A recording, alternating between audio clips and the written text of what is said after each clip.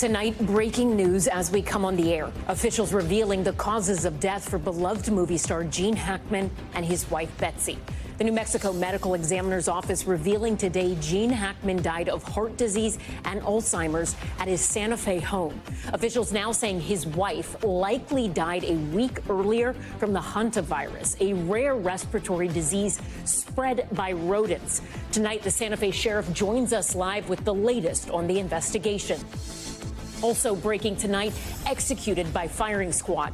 The South Carolina death row inmate killed by a volley of bullets at his own request. It's the first execution by firing squad in the United States in 15 years. The new details just coming in. Plus, what went wrong? Another SpaceX rocket exploding after takeoff, raining debris on Florida and the Caribbean.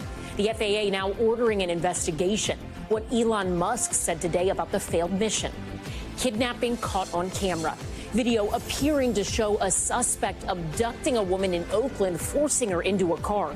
Police now asking the public to help them find her. On Russia's front line, our Keir Simmons on the ground in Kursk, where Ukrainian forces have seized territory. The people there so used to war, they're ignoring air raid sirens. What those residents told us about Putin's war and the possibility of peace. Butterfly catastrophe. The new warning that butterfly populations are plunging in the U.S. Why scientists believe it's happening. And the soldier is now accused of stealing classified information from the U.S. Army and selling it. The charges they're facing. Top Story starts right now.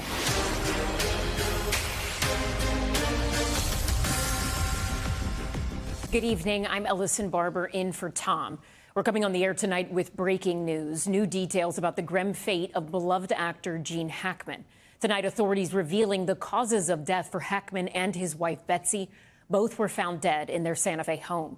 The New Mexico Medical Examiner's Office saying Hackman died from heart disease with complications from an advanced case of Alzheimer's. But officials say his wife died of Hantavirus pulmonary syndrome.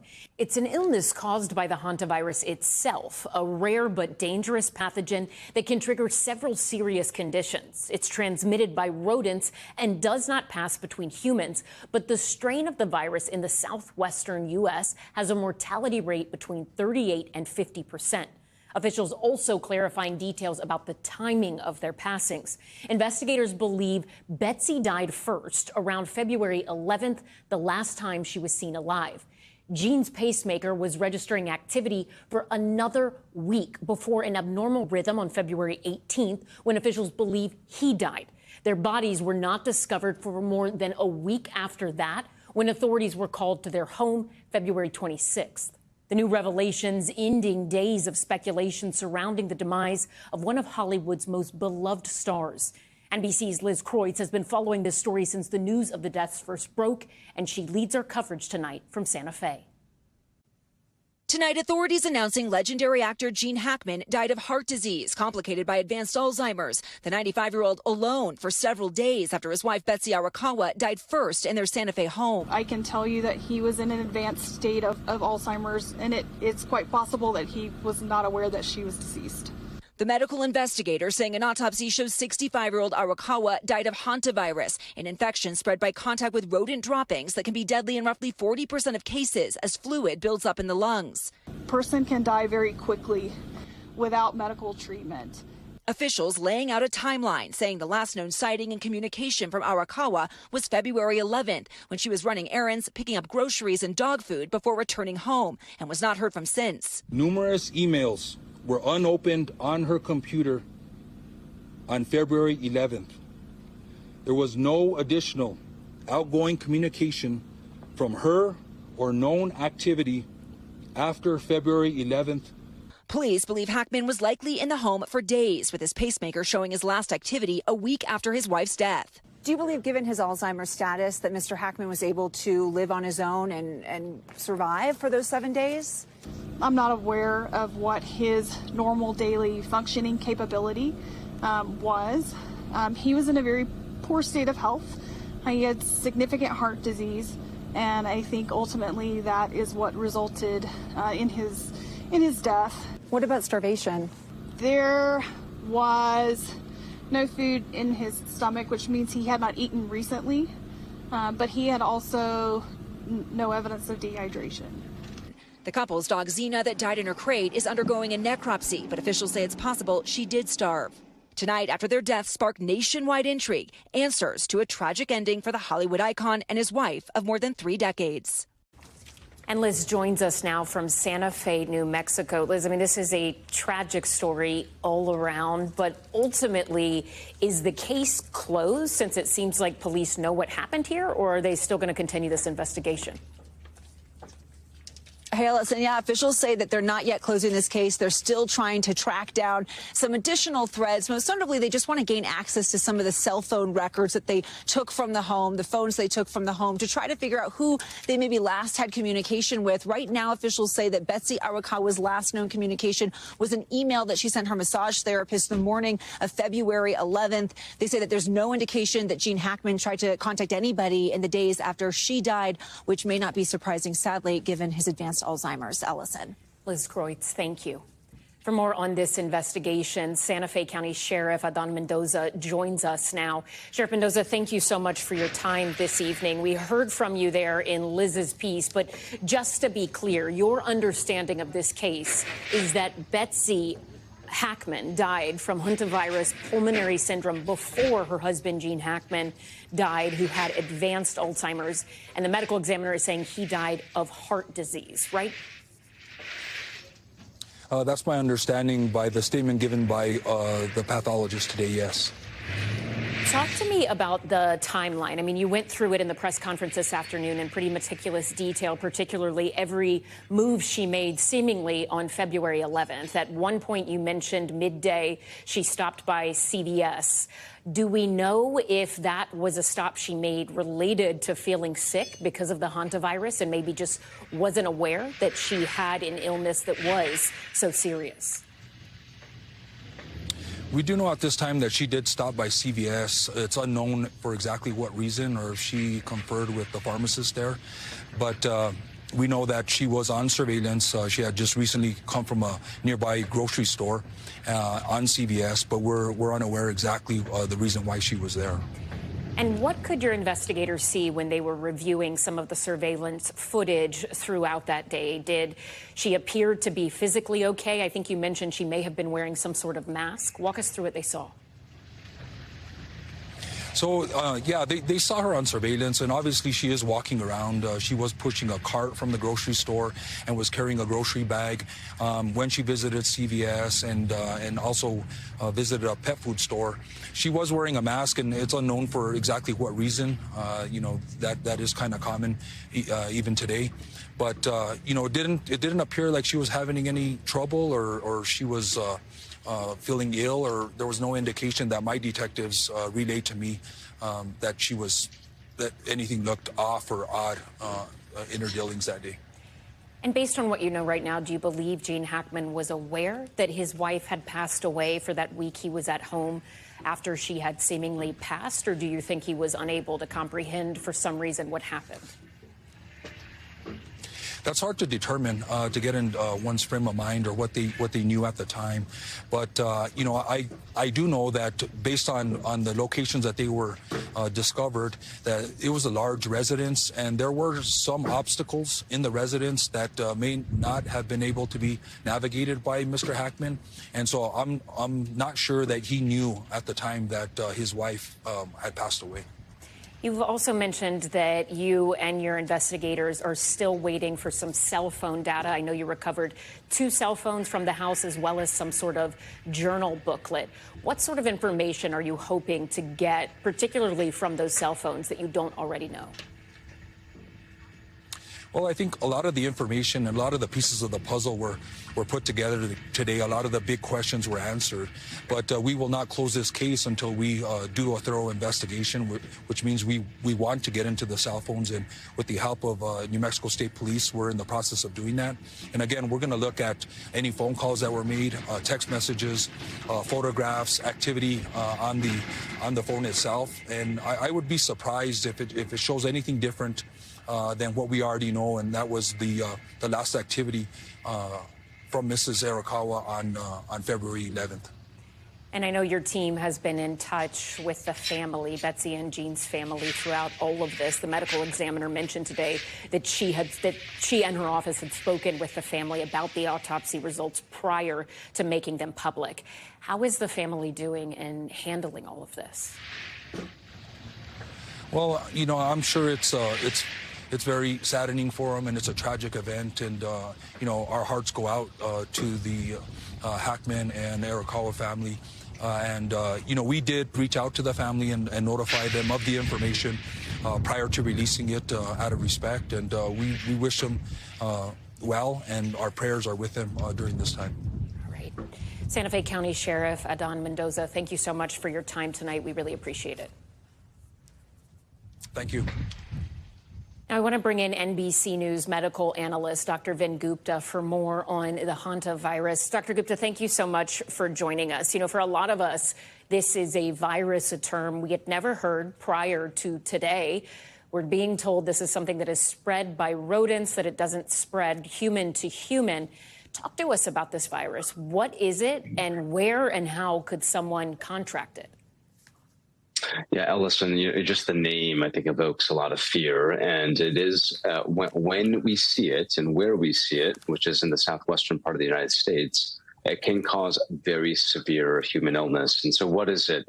This is a virus that's spread through the urine and excrement of rodents. And what typically you will get exposed to it in barns, cabins, garages in that part of the United States. So states west of the Mississippi, New Mexico, Arizona, southern part of California, parts of Texas. That's the geography.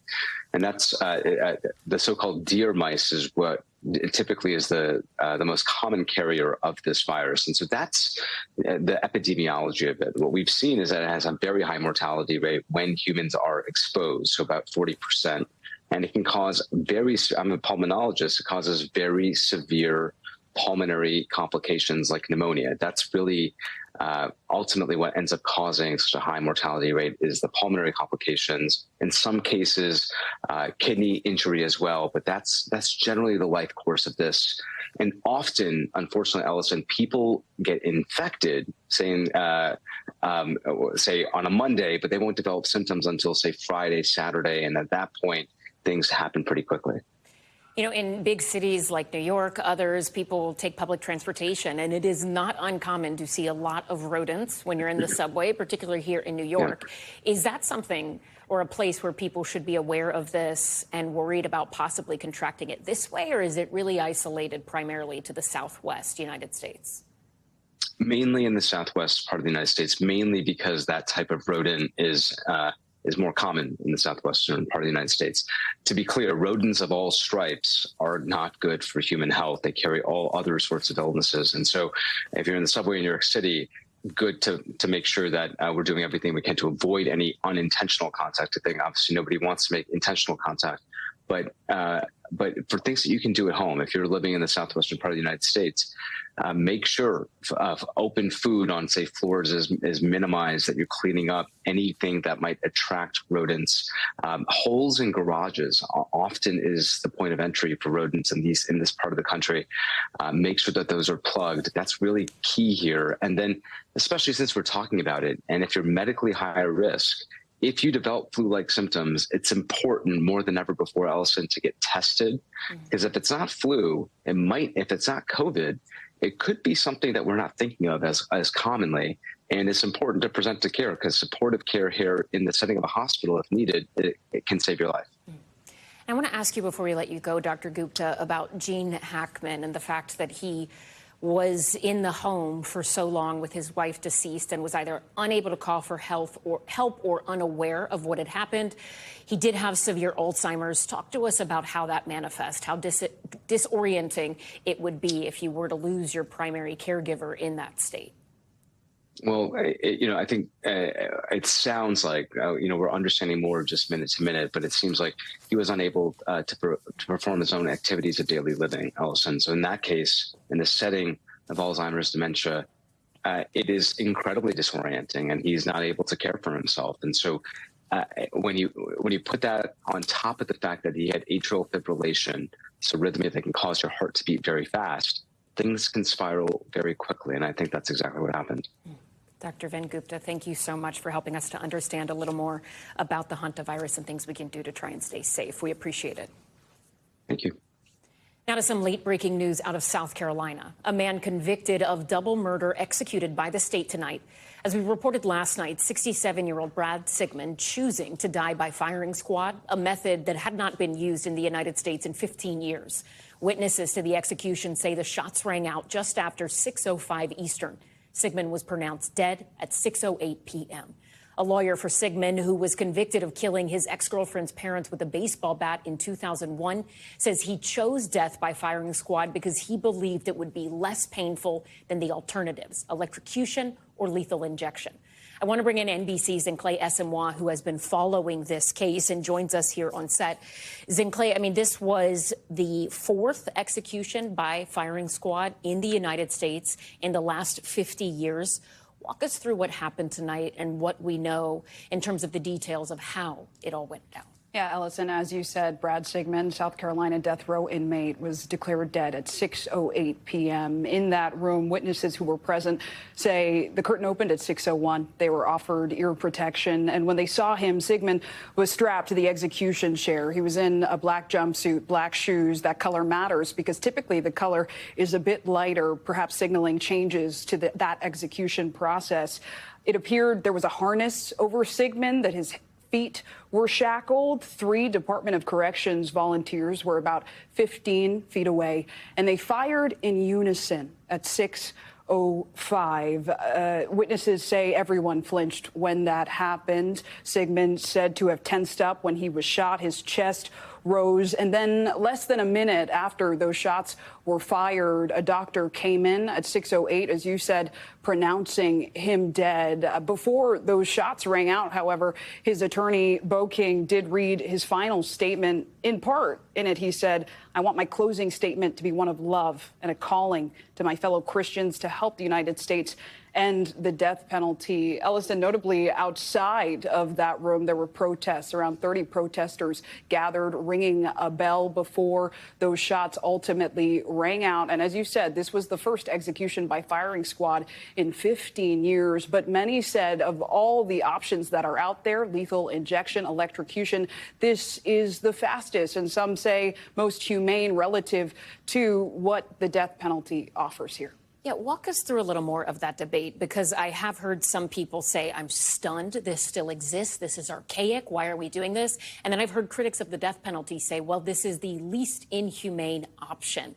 What is that debate? Yeah, Ellison, it's true. And a lot of states now are turning to alternatives to lethal injection. The reasons are multifold. Lethal injections often result in longer executions, in the past taking up to 20 minutes by comparison, right? The execution of Sigmund from 6:05 to 6:08, that's around 3 minutes. Also, the drugs are difficult to come by. A lot of companies don't want their medicines affiliated with killing, rather healing. And so we've seen a lot of states like South Carolina, where Brad Sigmund was ultimately executed, introducing so-called secrecy laws, which essentially shield the suppliers, making it a bit easier to get those lethal injection drugs. Now, notably, a lot of different states are introducing different methods, both this firing squad, but also nitrogen gas. We know Louisiana later this month will execute a death row inmate by nitrogen gas, and that follows Alabama, which did it for the first time just last year. But it really signals a lot of change coming to the death penalty as states consider how they want to execute, Ellison. And this particular execution seeming to spark a debate within our society about the death penalty itself. Zincle Esemwa, thank you so much. Now to that SpaceX mega rocket explosion above South Florida. The Starship's flight ending in flames, debris raining down, disrupting nearly 240 flights. It is the second rocket lost by the aerospace company this year alone, and the FAA is now ordering SpaceX to conduct a thorough investigation. NBC's Tom Costello has the latest. The question for investigators tonight, how could a massive SpaceX Starship explode yet again in nearly the same place? Flaming debris falling from the sky. The raining debris visible from South Florida and several Caribbean islands. There it is. Boom. You can see we've lost several engines and we've lost attitude control of the vehicle. Thursday's event eerily similar to the January loss of another Starship over the Caribbean. Now I'm just vectoring you away from the zone of the debris. This time, nearly 240 flights disrupted as the FAA diverted planes and ordered airport ground stops. While the booster rocket landed perfectly back at the launch pad, SpaceX says Starship itself lost several engines before tumbling out of control, and any surviving debris would have fallen within the pre-planned debris response area. On X, CEO Elon Musk called it a minor setback. The biggest rocket ever built is going through robust testing, igniting, then shutting down and reigniting engines that might one day carry astronauts. But what they're doing is they're trying to simulate what's going to happen when they get closer to the moon. The FAA says it will be involved in every step of the SpaceX-led mishap investigation, even as Elon Musk has led job-cutting efforts at the FAA. Tonight, the FAA says it must approve SpaceX's final report and any corrective action. A return to flight, it says, will only happen when the FAA is convinced public safety is not jeopardized. Ellison? Tom Costello, thank you. Next to the White House, tonight new details emerging about an explosive meeting involving Elon Musk and members of President Trump's cabinet. The president denying the clash. NBC News senior White House correspondent Gabe Gutierrez has more. Tonight, new drama over Doge. Two people familiar with the exchanges tell NBC News that a closed-door cabinet meeting yesterday got contentious, with Secretary of State Marco Rubio and Transportation Secretary Sean Duffy pushing back against billionaire Elon Musk and his Department of Government Efficiency. Some details have come out about your cabinet meeting with Elon Musk and some clashes potentially between Secretary Rubio and Secretary Duffy. No clash. I was there. You're just a troublemaker. And you're not supposed to be asking that question because we're talking about the World Cup. Elon gets along great with Marco, and they're both doing a fantastic job. But the two sources say Rubio and Duffy did push back on Musk, accusing him of firing their employees without any consideration for whether letting them go was a good idea in terms of maintaining quality in critical staff. Just yesterday, President Trump placed new limits on Musk's downsizing, saying cabinet secretaries will now be in charge, using a scalpel instead of a hatchet. I don't want to see a big cut where a lot of good people are cut. Musk recently huddled with congressional Republicans. We're making good progress. Many supporting his mission to slash the federal bureaucracy. I think Elon Musk is a rock star. The tofu crowd is mad. But, you know, when you trim fat, pigs squeal. That's just the way the world works. Well, tonight, the Trump administration is also responding to recent campus confrontations over Gaza, canceling about $400 million in federal grants to Columbia University over what it says is the school's continued inaction in the face of persistent harassment of Jewish students. Jewish student Eden Yadigar says she's feared for her safety. I have been screamed at on campus. I have friends that have been physically assaulted on and around campus for being Jewish. A spokesperson for the university says it's committed to combating anti-Semitism and ensuring the safety of its students. Gabe joins us now from the White House. Gabe, you also have new reporting tonight about President Trump reaching out to Iran about talks to restrict its nuclear program. Yeah, that's right, Ellison. President Trump now says that he sent a letter this week to Iran's supreme leader trying to strike a new agreement to restrain the country's nuclear program. It's a major pivot for the president, who withdrew from a previous Iran nuclear deal during his first term. Ellison? Gabe Gutierrez, thank you. Next to breaking news out of the Southern District of New York, two experienced Manhattan prosecutors who worked on the corruption case against New York City Mayor Eric Adams have been placed on administrative leave. The move coming from Deputy U.S. Attorney General Todd Blanche, who you probably remember defended President Trump in his New York criminal trial.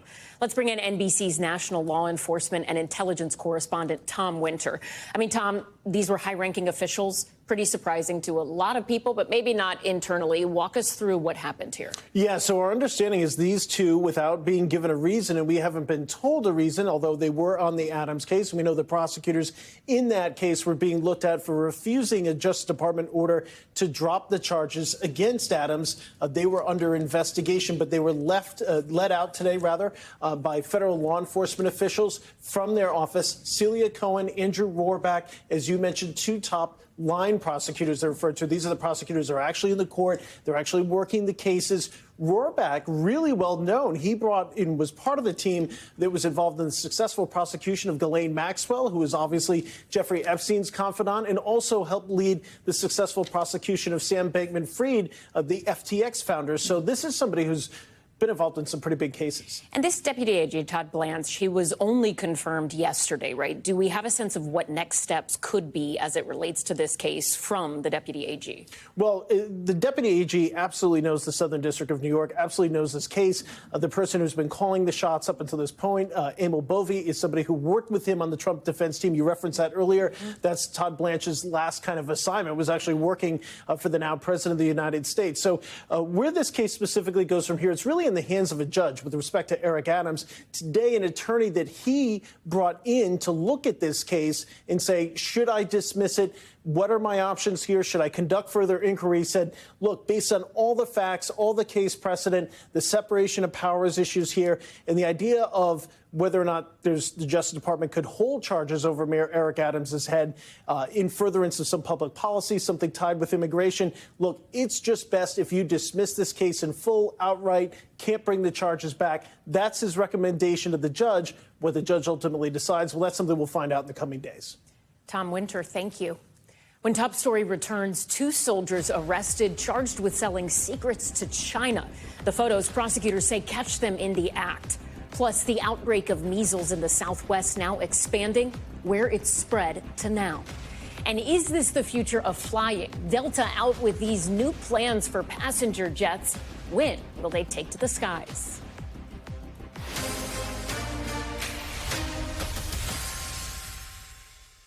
Back now with the arrests of 2 active duty Army soldiers and 1 former soldier. The men accused of stealing U.S. military secrets and selling them to buyers in China in what the Attorney General is calling a betrayal of the United States. NBC's Justice and Intelligence correspondent Ken Delanian has this report. Prosecutors say this photo shows a U.S. Army soldier betraying his country. The indictment says Army Sergeant Jian Zhao photographed sensitive military documents last fall while on the job at Joint Base McChord in Washington state. Zhao is charged with conspiracy to transmit national defense information, bribery, and theft. His was one of a pair of cases disclosed last week that the government says spotlights the extent of Chinese efforts to steal American military secrets. The information that is at risk here is information that identifies the United States military's capabilities, plans and intentions, and could really put us at a severe disadvantage. Zhao is accused of conspiring to steal and sell nearly 24 hard drives, some marked secret and top secret, to buyers in China. In the other case, prosecutors charged Army First Lieutenant Li Tian with bribery and theft, accusing him of selling information about Army Bradley and Stryker armored vehicles to a former soldier. Neither soldier was charged with espionage, suggesting the government may lack strong evidence they knew they were helping a foreign government. But Attorney General Pam Bondi said in a statement that the pair is, quote, accused of betraying our country, actively working to weaken America's defense capabilities and empowering our adversaries in China. Neither man has entered a plea.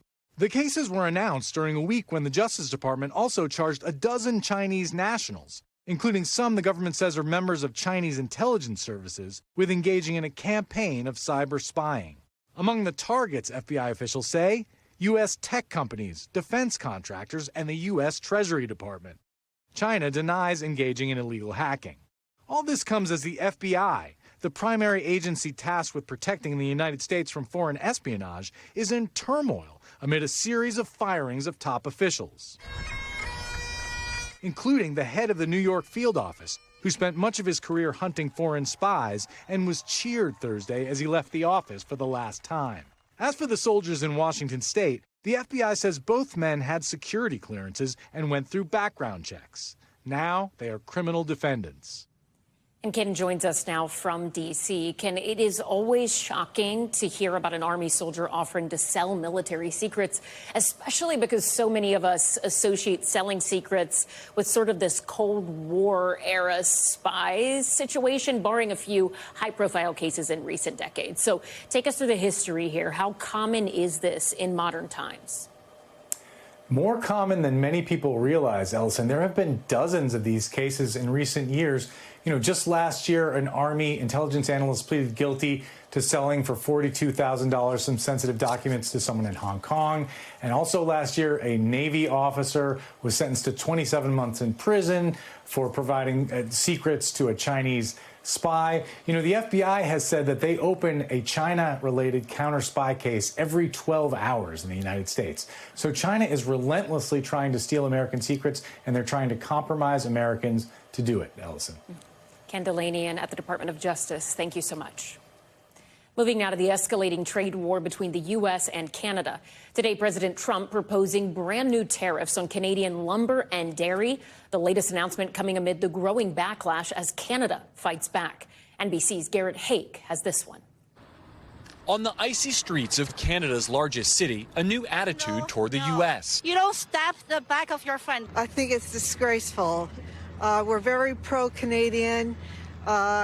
We don't want to be the 51st state. Canada has been ripping us off for years on tariffs. In the Oval Office this afternoon, President Trump floating new tariffs on Canadian lumber and dairy products, on top of the 25% levy imposed this week on most imports from Canada. And we may do it as early as today, or we'll wait till Monday or Tuesday.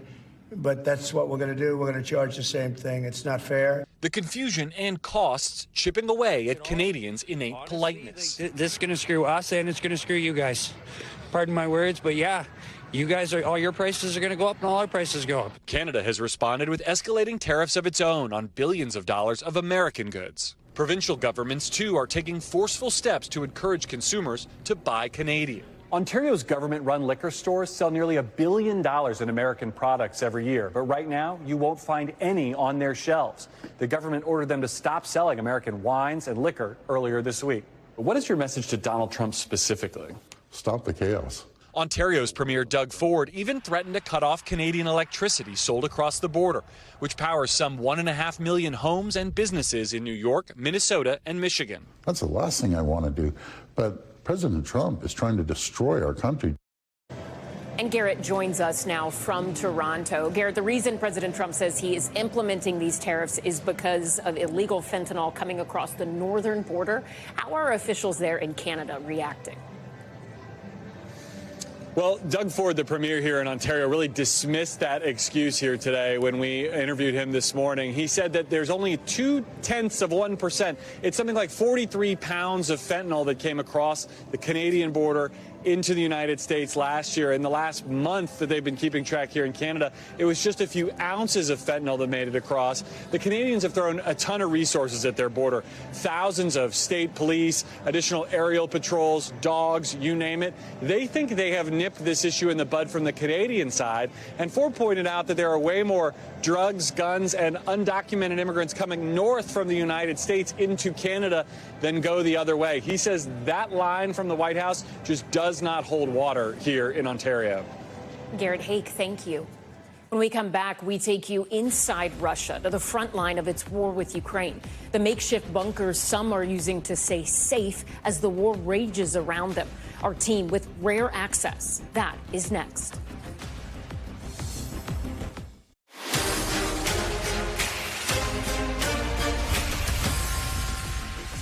Back now with Top Stories news feed. Police in California urgently looking for a victim whose apparent kidnapping was caught on camera. Terrifying video released by police shows the moment a woman was grabbed off of a porch, punched and shoved into a car in broad daylight. The suspect's car was later determined to be stolen and found abandoned in East Oakland. Police have yet to locate the suspect or the victim. The deadly measles outbreak out west growing again and surpassing more than 200 total cases.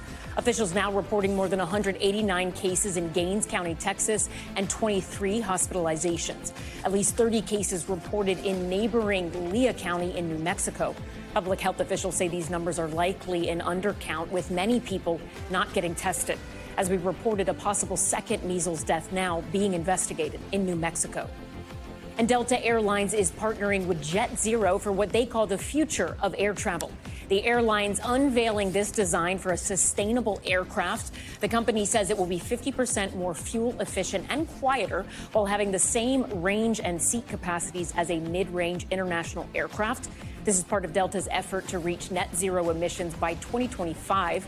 The aircraft could take to the skies as early as 2027. Heading overseas now to Russia's front line. NBC News is the first U.S. network to visit the Russian border city of Kursk since Ukrainian forces invaded it 7 months ago. NBC's chief international correspondent Keir Simmons spoke to residents and officials on the ground to bring us this report. Hours after Ukraine officials say a Russian missile struck a hotel, killing 4 people, President Trump with a new threat to Russian President Putin, posting Russia is absolutely pounding Ukraine and that he's strongly considering large-scale banking sanctions and tariffs on Russia until a peace deal is reached. I'm finding it more difficult, frankly, to deal with Ukraine. It may be easier dealing with Russia, which is surprising because they have all the cards. And they're bombing the hell out of them right now. And I put a statement in, a very strong statement. Can't do that. Here in Russia, it does not seem like ending the war will be easy, where it's now become a fact of life. In the Russian city of Kursk, air raid sirens are ignored. NBC News, the first U.S. network to reach the region since Ukrainian forces invaded this Russian area last year, a response to President Putin's full-scale invasion of Ukraine. The mayor of Kursk shows us a makeshift air raid shelter, constructed 8 months ago. I want people to return to their homes, even if some of them are destroyed, he says. A road bristling with Russian military takes us to the frontline town of Rilsk, where the mayor shows us a concert hall he says was struck by Ukraine, killing 2 people. President Trump has said that Russia is ready for peace. We hope for peace, he says, and normal existence. In Kursk, Russian and North Korean troops are locked in a battle with Ukrainian forces. We have to liberate our territory, the mayor says, without question. He shows us a crater outside an elementary school. Do you think about the Ukrainian schools that have been targeted, the kids that have been killed in the past 3 years? That's a provocative question, he replies. In Russia, criticizing the war means jail, and no one we spoke to blamed President Putin. Everything rests on Zelensky, this man says. Others believe President Trump can help. Trump's this wonderful man. Tonight, President Putin says he is open to a ceasefire, but Russian officials say they expect concrete proposals. Well, what result does Russia want to achieve? I think that's it's a normal situation when you are operating between 2 big countries which have lots of common interests, because that is the will of your citizens. To establish comprehensive contact. But how quickly should we expect there to be a summit, if there is one, between President Trump and President Putin? How soon do you think that might happen? It depends on the both sides and the speed of the both sides. Is Russia in a hurry? We are not in a hurry, but we are ready. And Keir joins us now from Moscow. Keir, in the conversation at the end of your piece there with Russia's Director of Information and Press, I understand you also asked her about the possibility of French and British troops in Ukraine. What was her response to that? Disparaging, utterly disparaging. She laughed. She does this, and you never can tell with Russian officials when they're trolling and when they are really being serious. But clearly, the Russians want to send a message that they are not frightened of the Europeans, and they are being threatening. They are suggesting that if the French and the British put troops in Ukraine, that could escalate to a wider war. Fascinating, isn't it? Because, of course, the Trump administration and Trump supporters say that Europe is barreling towards a wider war, and yet some of the things that are happening now under President Trump, the Russians are saying, are indirectly leading towards that very outcome. Keir Simmons, thank you. Coming up next, a bit of color could soon disappear from the world around us. Researchers warning that the butterfly population in the United States is rapidly declining. What they say is causing a dip and what can be done to stop it. Stay with us. We're back now with some news about butterflies that stings like a bee. A new study showing the overall population of butterflies is declining at what researchers are calling a catastrophic rate. NBC's Maya Eaglin spoke to scientists about why it's happening and how to stop it. Tonight, an alarming new study is causing a flutter in the scientific world. America's butterflies are on the decline. The journal Science finding that since 2000, the insect's population has dropped 22%. It is catastrophic. I'm distressed. It really keeps me up at night. Co-author of that study, Nick Haddad, says climate change, habitat loss, and insecticides are just some of the factors contributing to the dip. He also noted that while the species has been on a decline, the scope of this loss is staggering. The trend is so consistent, and it's true over time, and it's true over so many places that was surprising. You can look at these and kind of learn the concept. At the American Museum of Natural History in New York, curator and invertebrate zoology chair Jessica Ware has been watching this downfall in real time. We know that insect biodiversity has been decreasing, certainly since the Industrial Revolution, but it has really accelerated in the last several decades. How big of a problem do you think these declining populations in butterflies are? I think we should be really, really concerned. They're important food sources for lots of different animals, including other insects like dragonflies, but also mammals and birds. It affects the plants that they're pollinating. So when we see declines like that, which are being reported, it should be a red flag, like a real loud warning bell saying something has to change. All of this leaving the future of the over 700 species of U.S. butterflies in the wild up in the air, making exhibits like this one more important than ever. I do see some, but never as many as I used to see when I was a little girl. It's sad to think that if in my lifetime butterflies could be extinct. But there is some good news on the horizon. The monarch butterfly population that migrates from the U.S. and Canada to Mexico in the winter is rebounding. Mexico's Commission for National Protected Areas revealing that the area the monarchs covered in their country doubled this year compared to last, a potential silver lining for the threatened migratory species. So what actions can be taken to help them bounce back? Experts say using less insecticides on our crops is an important step, but also note that on an individual level, planting butterfly-friendly plants like milkweed in your backyard has a huge impact. There is hope for butterflies to reverse course and recover again. We just have to be able to make changes that get us off the current track that is downward. As everyone from scientists to home gardeners work to ensure these airborne beauties stay safe in our skies. Maya Eaglin, NBC News. Thanks so much for watching Top Story. For Tom Llamas, I'm Ellison Barber in New York. Stay right there. More news is on the way. Thanks for watching. Stay updated about breaking news and top stories on the NBC News app or follow us on social media.